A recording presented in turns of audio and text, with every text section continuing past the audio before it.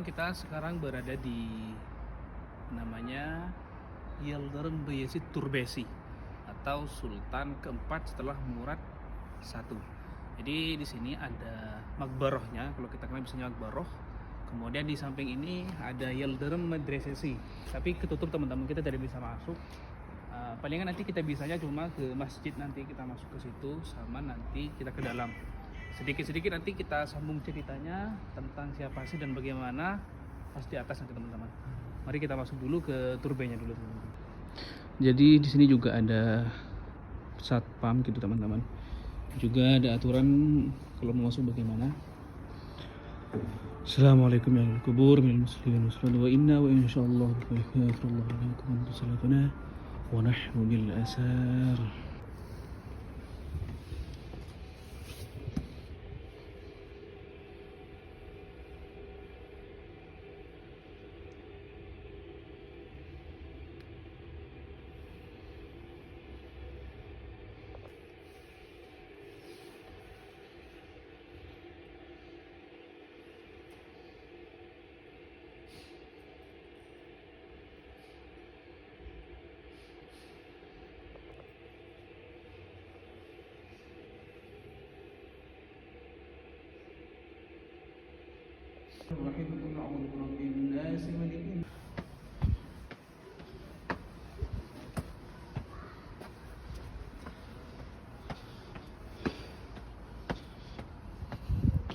Begini pemandangan kalau dari sisi depan masjid.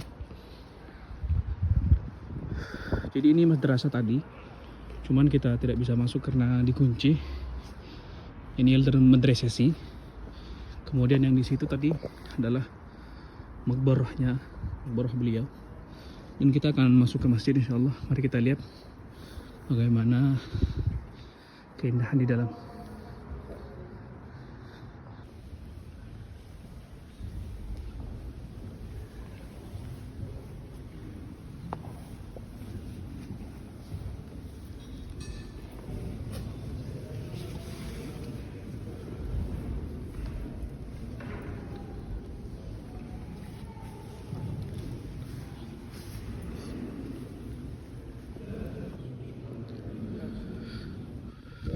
Kebetulan pas lagi masuk, jadwal salat zuhur sudah masuk. Jadi ini suasana setelah salat berjamaah di masjid Yıldırım Bayezid. Insya Allah kita sambil cerita sedikit sejarahnya di depan nanti sama teman saya yang memang jurusannya di jurusan sejarah di Turkinya.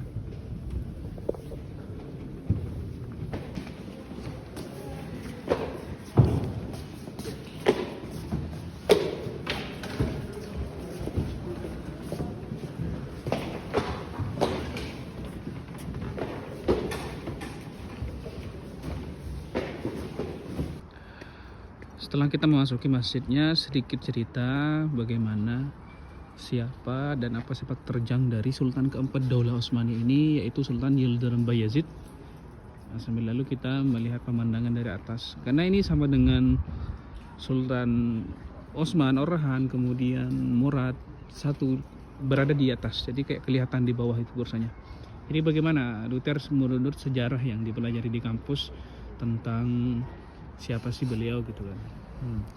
Sultan Yıldırım Bayezid merupakan sultan keempat dari Turki Utsmaniyah yang diberikan gelar Yıldırım, atau dalam bahasa Indonesianya itu kilat atau petir, dikarenakan kemampuan mobilisasi beliau yang bisa meredam pemberontakan atau dari serangan-serangan yang ada di wilayah Rum yang merupakan wilayah Balkan pada era modern pada saat ini, dan Anadolu yang merupakan wilayah Turki bagian Asia.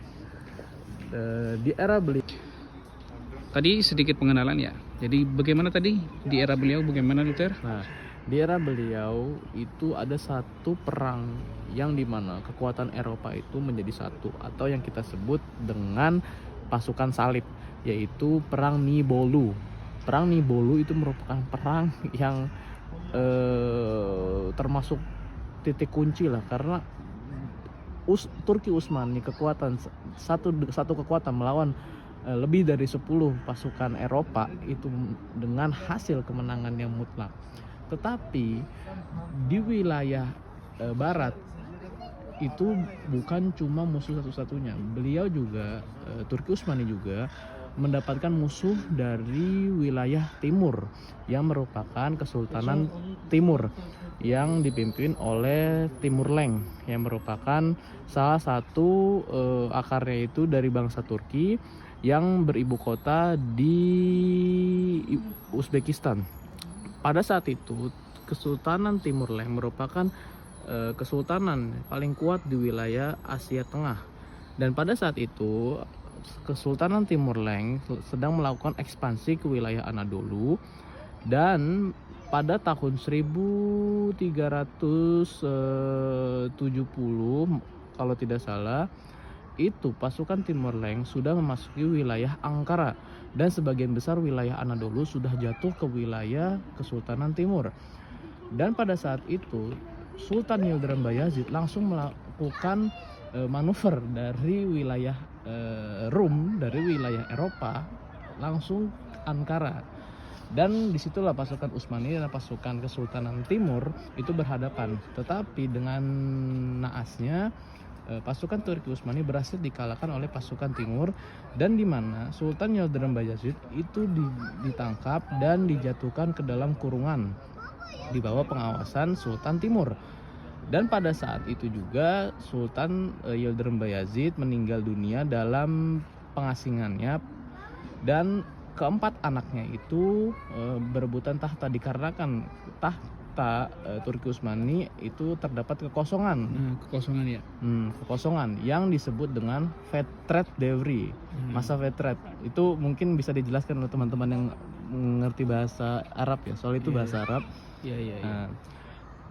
Dari situ kita bisa ini sih, kan kalau sudah bahas anak-anaknya, jadi kita nanti ke Makbaro ini aja, ke Makbaro siapa namanya, Mehmet Celebi. Mehmet Celebi itu kan berarti sultan selanjutnya. Ya, itu salah satu anaknya. Karena anak-anak beliau itu pertama ada Isa Celebi, Mehmet Celebi seperti yang tadi dikatakan yang akan menjadi sultan.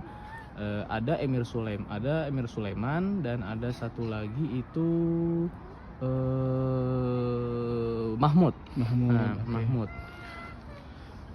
Jadi kesimpulannya memang kenapa Yildirim, karena memang ahlinya beliau dalam memobilisasi sebuah peperangan sampai beliau juga wafat dalam keadaan syahid kan, bertempur gitu kan, tadi yang diceritakan oleh teman saya tadi.